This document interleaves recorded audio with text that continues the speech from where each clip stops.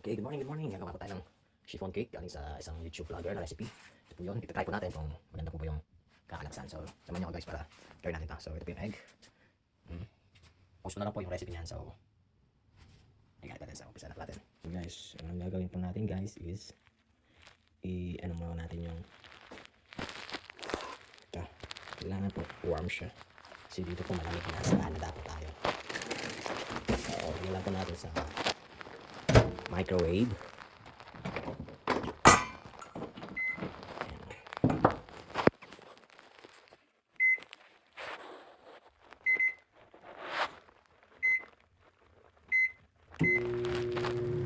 So, habang pinapainit po natin yun, gawin po natin ito ng sabaw.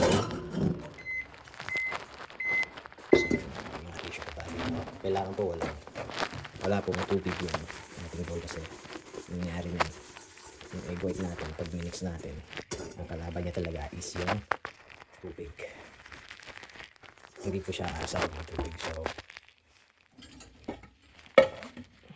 yes, ito isa-isa po natin ang pagtanggal ng separate ng egg at egg white. So dito po yung egg white kasi babatiin po natin siya sa mixer. Diretso na natin po dyan. Kapag nyo lang konti, tapos salit-salit na sa atin natin yung egg white na. Ayan. Ibali, ano po to, 11 eggs po to. Yung 10 process separate po natin sa egg white niya at egg yolk. Tapos yung isa, yung pinimix natin sa mixture. So, habang i-mix natin habang nakamix na itong egg white.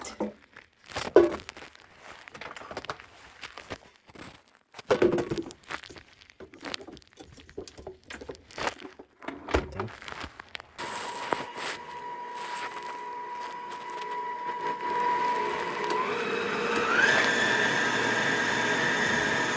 Ayan lang po natin siyang gano'n para makita nyo na po yung bubula na po siya, yung medyo magpapay na po siya.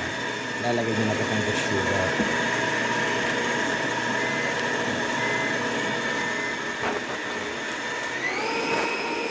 So habang inaano po natin yan, share na natin yung dry ingredients. So ayan natin yung bowl.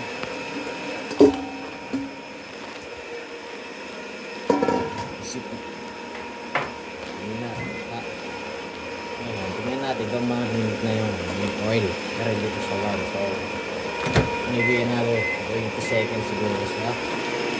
Tingnan natin dito na siya. So sip lang natin po ito. Ito po yung harina cake flour. Lalagyan po natin siya ng baking powder 1/4 teaspoon. So ito po, ito po 1 half. Ang kalahating ito is 1/4. Ito siya. Ayan. Ito 1/4. So dalawang ganito kasi times 2 po siya.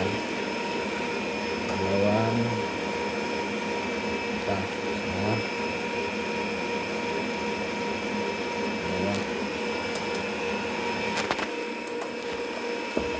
Tapos lagyan po natin ang pinch of salt. Pinch of salt.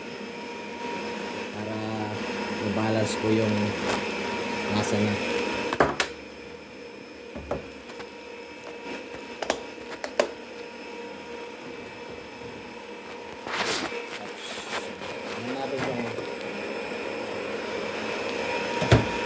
Dito siya. Hindi pa wow. So, nalito yung dito. Tignan niyo po itong egg white po natin guys. Pag ganyan na po, pwede natin unti-unti kung ilalaglag yung so, huwag po natin bibigay kasi bibig-plate po siya. Sayaan muna natin siya mag-cook. Saka natin lalagay yung tirang sukal. Ngayon, wala po akong ano ngayon. Tawag dito, remote tartar. So, na-warm ko na po yung oil. Kailangan po talaga warm yung oil kasi ang mangyayari dyan, yun po yata yung technique para maging maganda yung tapos ito po, kailangan po isip natin ito para maging pino po siya.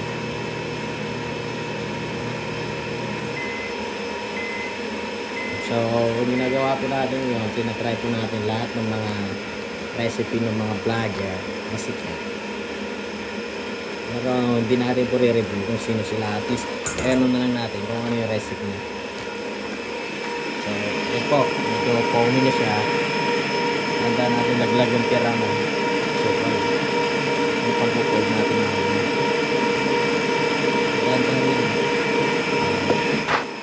So, kung inaano po natin yun, i-prepare na po natin ito. Ito. Oh.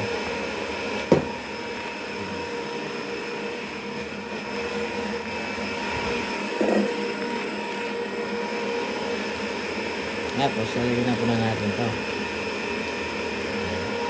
Oil. I-mix po natin yan. Garo pang waris.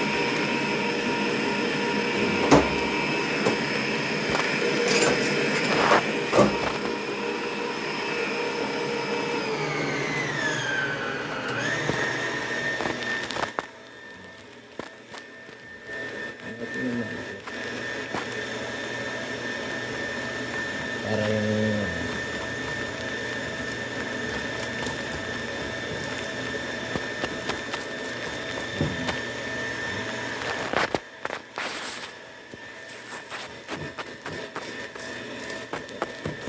yan. Saka natin nalagay yung egg.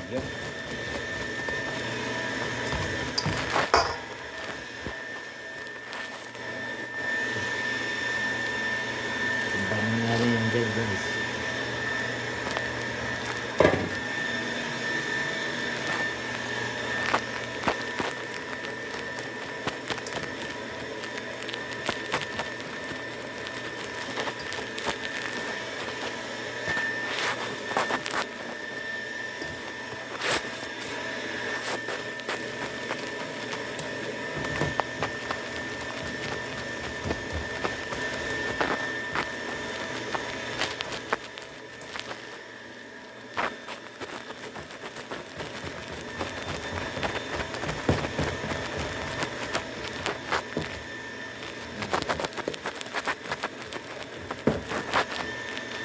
Lalagyan na natin ito.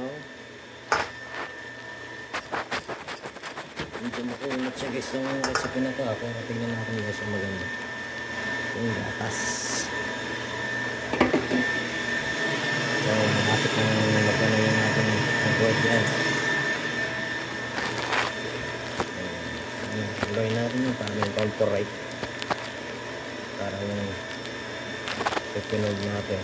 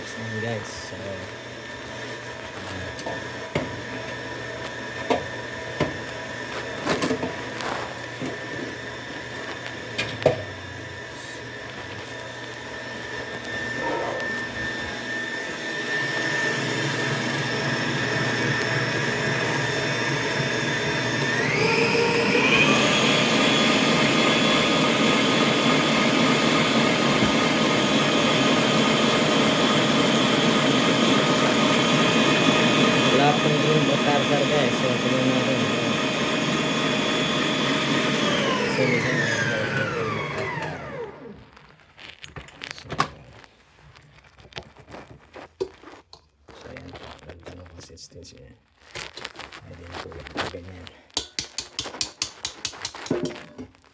Ayan.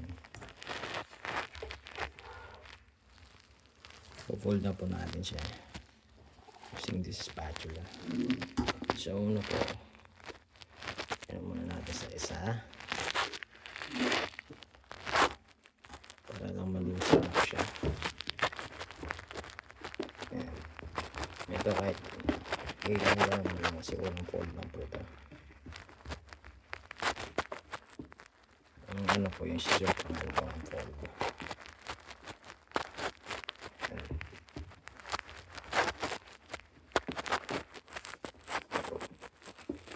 Oh, nakalimutan pa natin.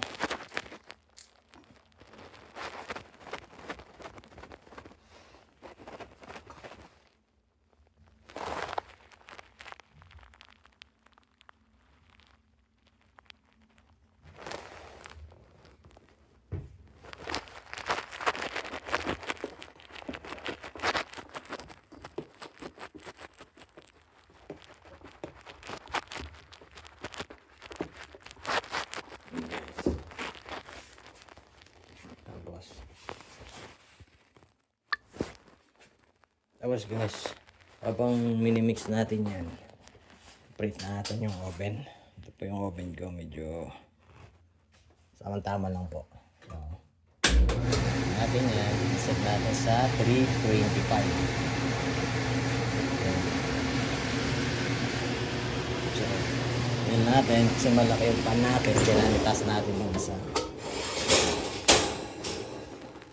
Ay, baba.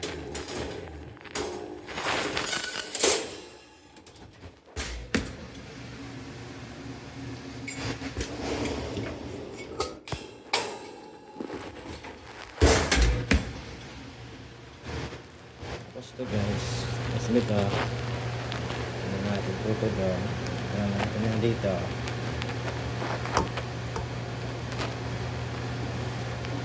tsaka natin fold.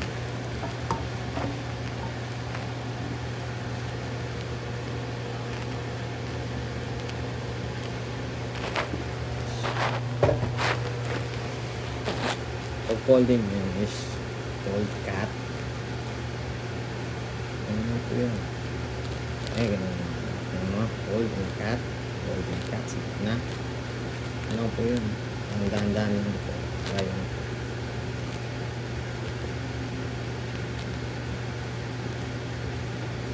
Yung egg white is maintain niya yung volume niya.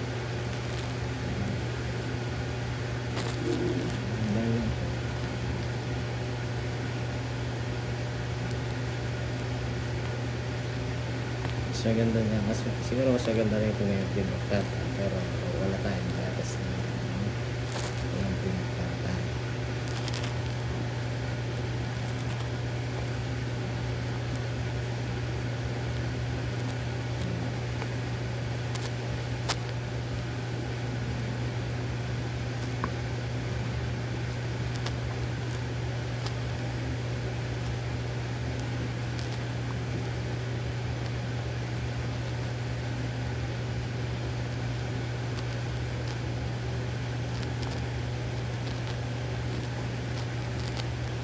Guys, okay na, hindi ko masyadong pinout kasi kailangan nandun pa rin yung hangin niya.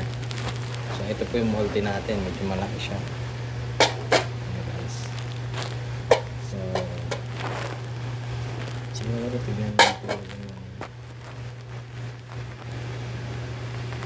okay, ganyan na lang yun guys, kasi kailangan duplicate natin kasi chiffon siya. So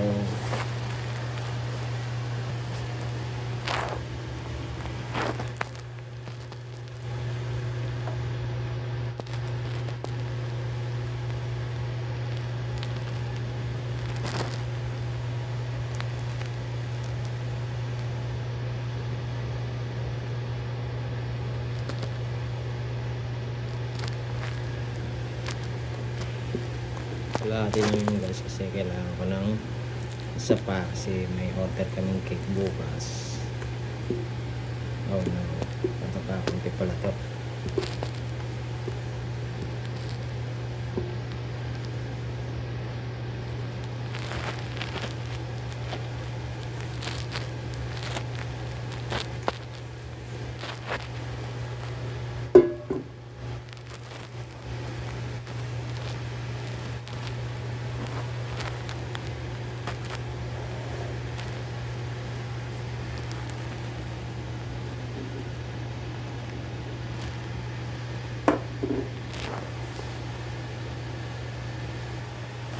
So, ito na siya guys. Medyo itap lang natin konti.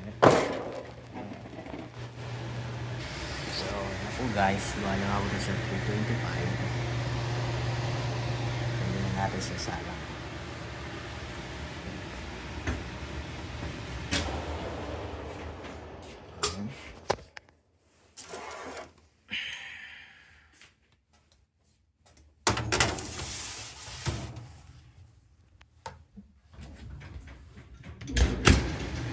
Guys, tapos ito. Try natin ng